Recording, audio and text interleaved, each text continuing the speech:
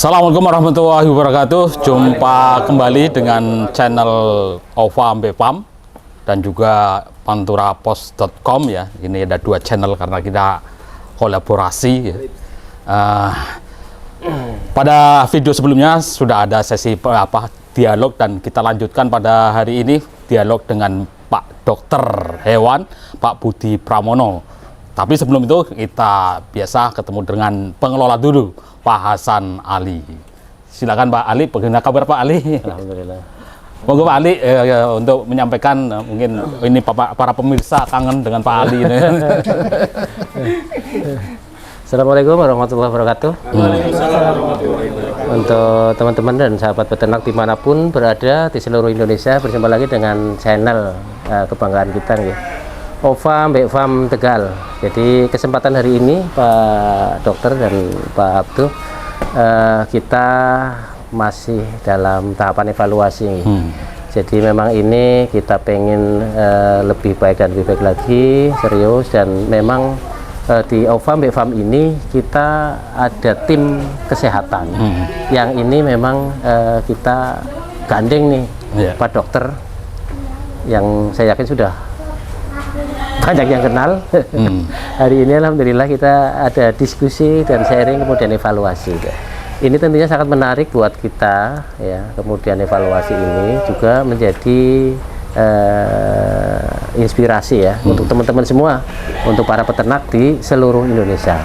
Harapan saya mudah-mudahan ini menjadi satu hal yang bermanfaat, ada ilmu, dan ini tentunya sangat menarik ya. Ketika bicara tentang kesehatan, nah kita ini sedang atau bergerak di peternakan breeding. Jadi ini poinnya sangat menarik nih, karena breeding ini harus kita genjot bagaimana dan seterusnya.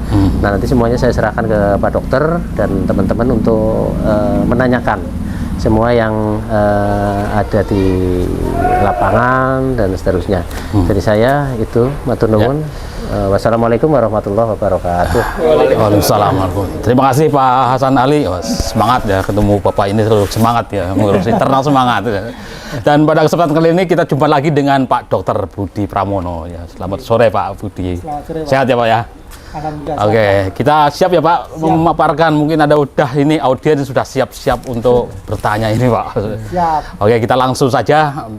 Baik, kita beri kesempatan untuk penanya pertama ya, Mas. Monggo Mas, kenalkan dulu ya Mas. Ya, Assalamualaikum warahmatullahi wabarakatuh. Waalaikumsalam warahmatullahi wabarakatuh. Ya, perkenalkan nama saya Yasin, alamat Sumingkir, Desa Sumingkir, Kecamatan Dumbaneng, Kabupaten Tegal.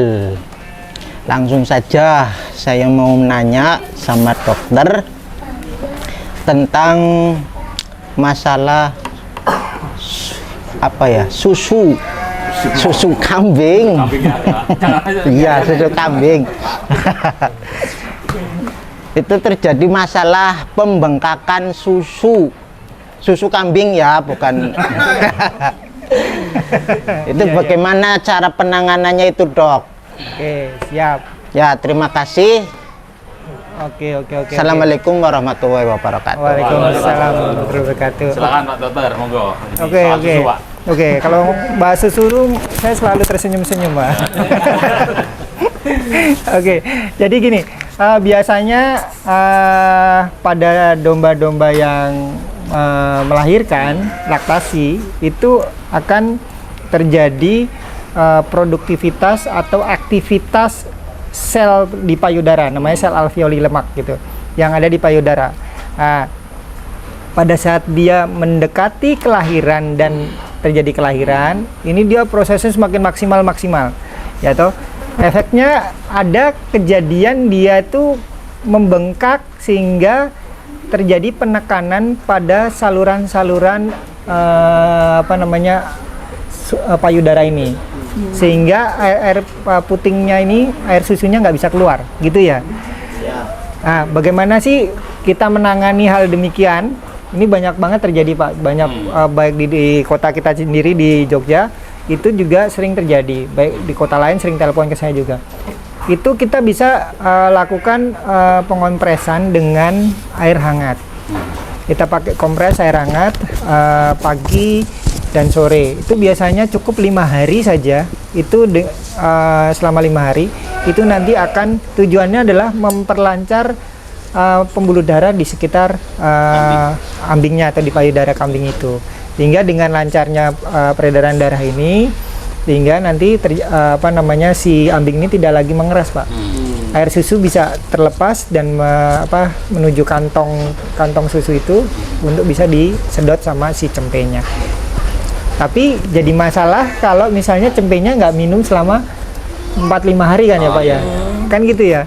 Nah oleh sebab itu kita cari susu pengganti. Dari mana? Dari tetangganya. Ya dari tetangganya. Nah, bagaimana caranya Pak? Caranya adalah si induk yang punya cempe itu kita istirahatkan dari cempenya 12 jam. Tapi masih jejeran. Jadi kita bikin sekat nih, misalnya ini kandangnya kita bikin sekat sehingga si induk dan anak masih bisa lihat-lihatan. Tetapi air susunya akan terjadi penampungan di dia, kan tidak diminum sama cempenya ya. Setelah 12 jam itu akan terjadi akumulasi susu. Lalu kita bawa nih cempenya yang tadi kan harus minum kan gitu. Nah itu biar ngedot. Biasanya ditendang kalau misalnya kalau bukan anaknya, bener ya kan? Bener. Lalu kita ikat induknya kita ikat, kakinya itu kita yang belakang satu kita tarik angkat ke belakang tali sehingga ambingnya kan kelihatan. Lalu si cempe ini suruh nyusu. Nah, gimana dia mau nendang kalau kakinya 3? Ya kan? Iya kan nggak bisa kan? Emangnya dia mau karate? Kan nggak mungkin gitu. Nggak mungkin. Jadi dia akan mencoba mempertahankan posisi berdirinya dia. Pada saat dia sibuk dengan mempertahankan posisi diri, di cempe ini dengan asiknya akan ngedot. Butuh berapa? 4 hari sampai 5 hari. Setelah minum, kembalikan ke induknya. Kalau terus dia dipisah dari induknya lupa. Begitu kan dikembalikan 4 hari, ditendang lagi kan gitu. Malah sama induk aslinya. Jadi setelah minum, kembalikan, anaknya kembalikan lagi. Selama 12 jam, Pak. 12 jam kemudian ambil lagi, pindahin. Biar apa? Biar ngisi lagi gitu. Nah, nanti itu dilakukan selama 4 hari. Daripada beli replacement milk, susu pengganti. Kalau kita kasih susu pengganti nggak cocok, malah diare, malah jadi masalah baru untuk si cempenya tadi. Begitu ya Mas ya? Oke. Jelas ya. Oke, masuk ke penanya kedua. Monggo Mas. 2 ya.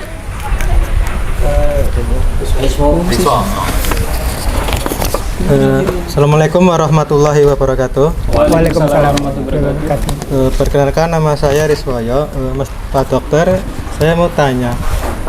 2 minggu yang lalu ada domba hamil 2 bulan, terus tiba-tiba itu ambruk, Dok. Siap. Itu pertanyaannya, penyebabnya apa dan cara penanganannya bagaimana? Oke. Iya, baik, terima kasih. Assalamualaikum warahmatullahi wabarakatuh. Waalaikumsalam warahmatullahi wabarakatuh. Oke, biasanya domba-domba ambruk ini terjadi pada domba betina yang sedang hamil, kan seperti itu. Nah, kenapa sedang hamil? Karena terjadi pertumbuhan si janin, ya kan? Karena hamil terjadi pertumbuhan janin, ya di mana si janin ini memerlukan banyak mineral. Salah satunya mineralnya adalah yang kalsium.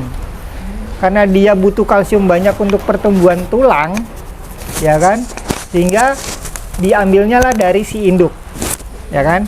Fungsi dari si kalsium ini salah satunya adalah pertama untuk pertumbuhan pembentukan tulang dan gigi, betul ya? Yang kedua untuk metabolisme otot. Yang ketiga untuk metabolisme saraf. Kalau misalnya kalsium di dalam tubuh ini berkurang, si induk ini kan tadi diambilin ya sama anak ini. Sedangkan intake kalsium di dalam pakan itu kurang, kita kurang memperhatikan. Contohnya tidak diberikan mineral block atau garam itu yang ditaruh di bumbung atau premix yang ada di dalam makanan. Sehingga kadar kalsium atau intake kalsium di dalam pakan yang diberikan kepada si induk ini berkurang. Kalsiumnya diambil dari si induk. Induknya kekurangan kalsium. Nah, karena kalsiumnya berkurang, dia tidak mampu mengatur metabolisme si otot dan saraf sehingga terjadi ambruk. Itu kronologisnya. Lalu bagaimana biar bisa terjadi pemulihan, ya toh? Biar terjadi pemulihan yang paling gampang adalah kita pergi ke apotik, cari yang namanya kalek. Ya kan? Kan ada ya kalek ya. Kalau ibu mengambil biasanya dikasih kalek kan gitu. Biar apa? Karena kalau ibu hamil ini tidak diberikan kalek, pola pikirnya sama. Kalsium ibu ini akan diambil sama si janin anaknya dalam perut, sehingga dia akan mengalami kelemahan, letih, lesu gitu. Makanya si ibu hamil ini dikasih sama bidan itu atau dokter kalek. Ya kan? Nah, biar tidak biar tidak terjadi ambruk, alangkah lebih baiknya kasih kalek dong, Dok. Ya bisa jadi kalau memang tidak ada mineral blok di dalam kandang, tidak diberikan garam di dalam bumbung atau apapun itu, ya kan. Yang ketiga, tidak diberikan premix di dalam pakan. Itu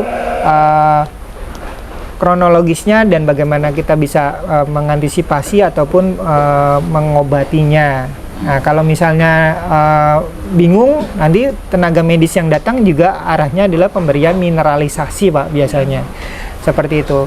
Sama satu lagi, karena dia itu ambruk, biasanya kita memberikan bentuknya energi. Kalau misalnya kita peternak bisa kasih gula Jawa seperti itu untuk pemberian energinya gitu. Itu sih Pak biasanya. Oke, jelas ya. Oke, penanya ketiga, monggo. Silakan. Ya.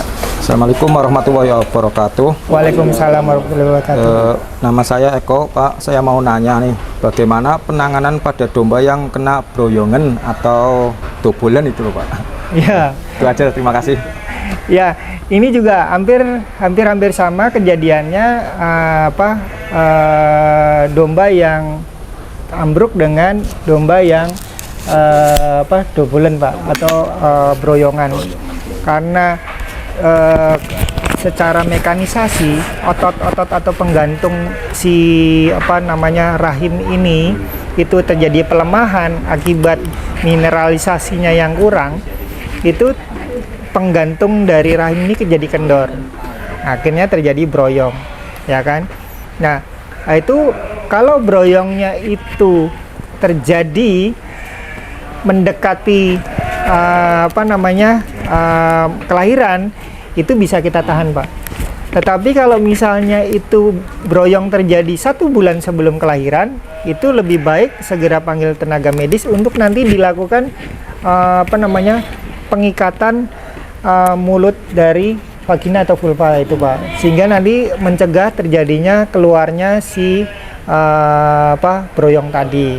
Jadi kalau misalnya ini udah kita punya catatan recordingnya, ini 5 hari mau keluar misalnya gitu, mau lahiran dari HPL, cukup ditahan saja, nanti dia lahir dengan sendirinya tanpa harus kita lakukan penjahitan gitu, dijahit seperti itu. Nah, pertanyaannya apakah akan terjadi broyong lagi kan gitu. Kalau misalnya ini berhasil, terus yang berikutnya, kehamilan berikutnya apakah akan terjadi broyong lagi? Dimungkinkan iya. Karena penggantung dari rahim tadi sudah lemah. Alangkah lebih baiknya kalau memang dimungkinkan itu untuk dijagal, kita namanya dikaling ya. Ya seperti itu. Tapi kalau misalnya dia bagus dan kira-kira dengan resiko yang sama kita masih bisa mengambil spekulasi tadi, nggak masalah. Yang penting apa, dokternya atau tim medis yang di sekitar kita tuh siap buat anytime kita ready untuk ambil tindakan seperti itu. Oke ya Pak ya. Oke. Masuk ke penanya 4. Iya. Monggo. Oke. Oh ya. Assalamualaikum warahmatullahi wabarakatuh. Waalaikumsalam. Oke. Nama saya Imam Tantowi. Langsung saja, Dok. Jadi setelah perawatan memang ada indukan yang sudah melahirkan, Dok. Terus kemudian pertanyaannya, bagaimana penanganan atau perawatan indukan setelah melahirkan atau pasca kelahiran agar anaknya itu tidak kejang, Dok? Seperti itu. Terima kasih. Assalamualaikum warahmatullahi wabarakatuh. Waalaikumsalam warahmatullahi wabarakatuh. Oke, pertanyaan yang bagus, Pak. Jadi perawatan induk dan cempe pasca melahirkan. Iya. Jadi kejadian ini sangat penting untuk diperhatikan, Pak. Karena kalau tidak diperhatikan itu biasanya cempe mengalami masalah yang namanya kejang, ya, atau namanya tetanus, gitu. Jadi tetanus ini disebabkan karena bakteri, ya kan. Masuknya lewat mana? Iya. Lewat puser. Jadi lewat puser penanganan si cempe ini pada saat dia lahir itu kurang pas. Jadi hanya digletakke ngono wae, orang dilakukan penanganan lebih lanjut itu harusnya diambil, lalu kita semprot dengan betadin. Kalau memang perlu, itu ujung pusarnya itu kita ikat dengan benang katun. Jangan nilon, tapi katun. Sehingga tidak kalau nilon itu akan bikin sayatan. Kalau katun itu akan lebih rapat gitu. Nanti tinggal disemprot pakai betadin, itu udah cukup untuk perawat. Jadi nanti si bakteri itu nggak masuk gitu loh, lebih dalam. Nah itu kalau buat si anakan atau cempe biasanya 2 minggu atau 1 bulan dia mengalami kejang atau tetanus. Nah mungkin nggak sih kalau induknya ngalami tetanus? Kan pertanyaannya seperti itu ya Pak ya. Ini terjadi juga loh di lapangan atau di peternak-peternak, karena pada saat si domba ini melahirkan, ternyata domba ini mengalami kesulitan melahirkan yang namanya distokia. Nah, biasanya tuh teman-teman peternak mencoba membantu prosesnya, karena tenaga medisnya dalam perjalanan kah, atau belum bisa datang kah, atau apapun alasannya itu, sehingga harus dilakukan penanganan oleh peternaknya kan gitu. Nah, tapi penanganan oleh peternaknya ini kurang higienis. Itu ada kasus 1 bulan yang lalu Pak di tempat kita di Jogja itu. Iya. Itu si peternak itu membantu mengeluarkannya, tangannya itu dibersihkan, ya sudah dicuci sudah, tapi nggak pakai sabun itu. Jadi kan kurang steril ya. Gitu. Nggak pakai sabun. Yang kedua dikasih minyak goreng biar licin katanya gitu. Lalu dimasukkan membantu menariknya gitu. Membantu, otomatis kan tangan masuk ke dalam ini ya, ke dalam vagina vulva ya. Lalu masuk ke rahim, itu terus ditarik gitu. Ya kan gitu. Saya tarik Dok gitu. Tapi dalam kondisi dia tidak steril. Sehingga 2 minggu kemudian induknya kejang. Nah, lalu kita diundang, kita dipanggil. Oke. Kapan dan bagaimana bisa ditolong? Kalau sepanjang mulutnya belum ngancing, bisa ditolong. Tapi kalau mulutnya sudah ngancing, jadi misalnya masih kaku, tapi masih mau ngunyah, masih mau nyusu, masih bisa ditolong. Tapi kalau sudah ngancing, wassalam. Ya gimana dia mau makan, ya kan? Mau nggak nyemi kan tadi syaratnya itu kan harus mau nggak nyemi kalau domba kambing ya. Nah, domba kambing harus nggak nyemi, kalau nggak kembung. Nah kalau dia ngancing kan tidak akan nggak nyemi, sehingga proses fermentasi di dalam rumen terjadi kembung, terus mau mengeluarkannya bagaimana? Akhirnya mati kan karena kembung. Nah itu sih yang terjadi di lapangan. Jadi kalaupun saya tidak menyarankan peternak untuk segera masuk gitu ya, melakukan tindakan itu sendiri kan gitu. Tapi kalau dia terpaksa harus melakukan, alangkah lebih baiknya dalam kondisi tangan yang steril, lebih higienis gitu. Baik penanganan cempe Pak, maupun penanganan si anakan ya. Ya, si induknya. Jadi kainnya bersih, apa-apanya bersih. Seperti itu sih ya. Jadi kita udah nunggu 5 bulan lahir mati karena kelalaian kita gitu. Nah itu kan menyedihkan sekali. Gitu ya, Oke. Baik, sudah 4 pertanyaan ya. Sepertinya memang menangani domba hamil ini ya harus penuh cinta ya Pak ya. Iya. Karena sehingga benar-benar nanti benar-benar melahirkan domba ini dengan sehat gitu ya. Indukan sehat, anak sehat seperti itu. Untuk kali ini pertemuan tanya jawab sore ini cukup sekian. nanti jumpa lagi pada pertemuan berikutnya, masih seputar pertanyaan lagi.